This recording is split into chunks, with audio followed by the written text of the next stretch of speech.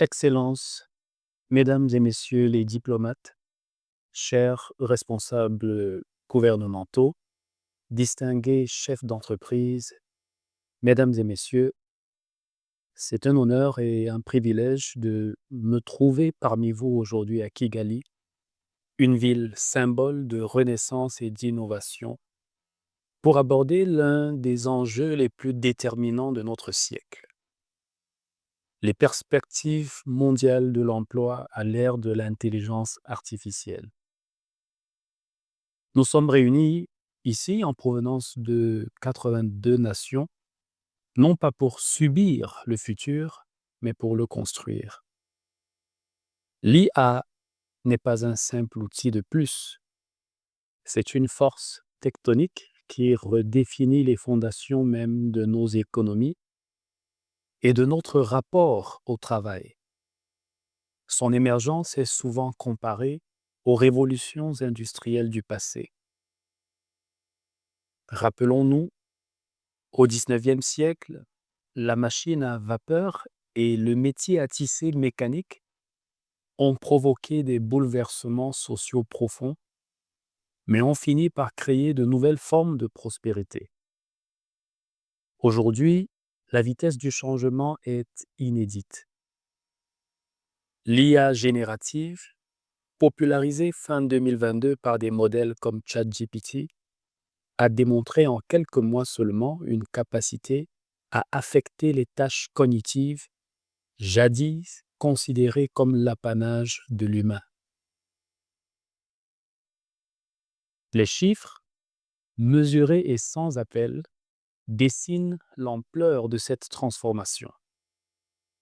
Une étude majeure du Forum économique mondial estime que d'ici 2027, l'adoption de l'IA et d'autres technologies pourrait créer 69 millions de nouveaux emplois dans le monde. C'est une excellente nouvelle.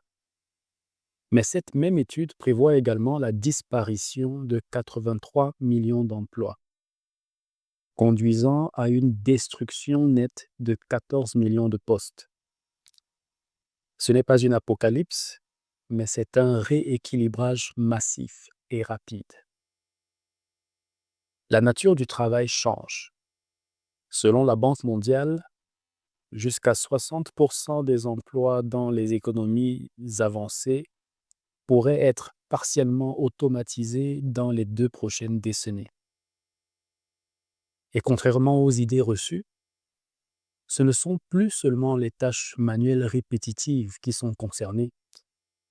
Les analystes financiers, les assistants juridiques, les traducteurs et même certains aspects du travail des médecins voient leur mission évoluer sous l'effet de l'IA.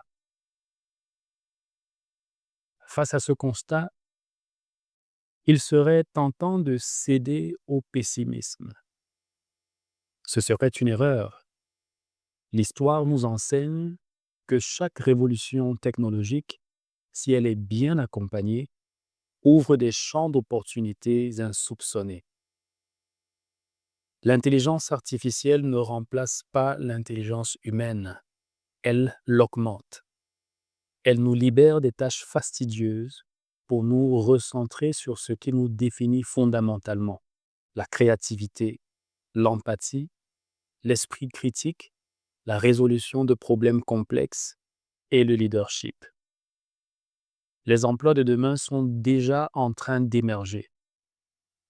Nous aurons besoin d'ingénieurs en éthique de l'IA, de spécialistes en cybersécurité cognitive, de designers d'expérience homme-machine et de formateurs en compétences transversales. L'IA créera de nouvelles industries, comme l'automobile a créé les garagistes et les assureurs, et Internet a créé les community managers et les spécialistes du référencement. Le défi n'est donc pas un manque d'emploi, mais un décalage criant entre les compétences disponibles et les compétences requises. C'est le fossé que nous devons combler ensemble. Alors, que faire? La réponse ne peut être que collective et solidaire. Elle repose sur 3 piliers essentiels. Premier pilier, l'éducation et la formation tout au long de la vie. Nous devons radicalement transformer nos systèmes éducatifs. Il ne s'agit plus seulement d'accumuler des connaissances, mais d'apprendre à apprendre. L'enseignement doit désormais privilégier la pensée critique, la collaboration et l'agilité cognitive. Pour les travailleurs en activité, les gouvernements et les entreprises doivent co-investir dans des programmes massifs de reconversion des compagnons numériques modernes. Le Rwanda lui-même, notre pays hôte, en est un brillant exemple avec son initiative Smart Rwanda, qui fait de la transformation numérique une priorité nationale. Deuxième pilier, la coopération internationale. L'IA est un phénomène mondial qui ignore les frontières. Une régulation fragmentée et des approches cognitives créeront des déséquilibres insoutenables. Nous devons travailler ensemble pour établir des normes éthiques communes, favoriser les transferts de technologies vers les pays en développement et éviter une nouvelle fracture numérique. La conférence de Montréal sur l'IA responsable en 2023 a posé des jalons importants. Poursuivons sur cette lancée. Troisième pilier, un nouveau contrat social. Enfin, nous devons réinventer notre contrat social. Cela implique de réfléchir à des modèles de protection sociale adaptés à une économie plus fluide et plus changeante. Comment assurer la sécurité des travailleurs dans un monde où les carrières sont moins linéaires? Comment taxer équitablement la valeur créée par les robots et les algorithmes?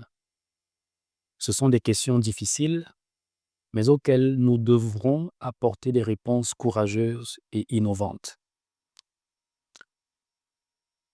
Excellences, Mesdames, Messieurs, nous nous trouvons à un carrefour de l'histoire.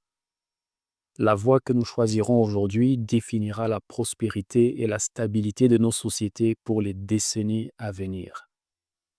L'intelligence artificielle est un outil prodigieux. Entre nos mains, elle peut être une force d'émancipation, de créativité et de progrès partagé. Si nous agissons avec vision, avec courage et surtout avec solidarité, nous pouvons faire en sorte que cette ère nouvelle soit non pas une source d'inquiétude, mais la promesse d'un avenir du travail plus humain et plus durable pour tous. Je vous remercie.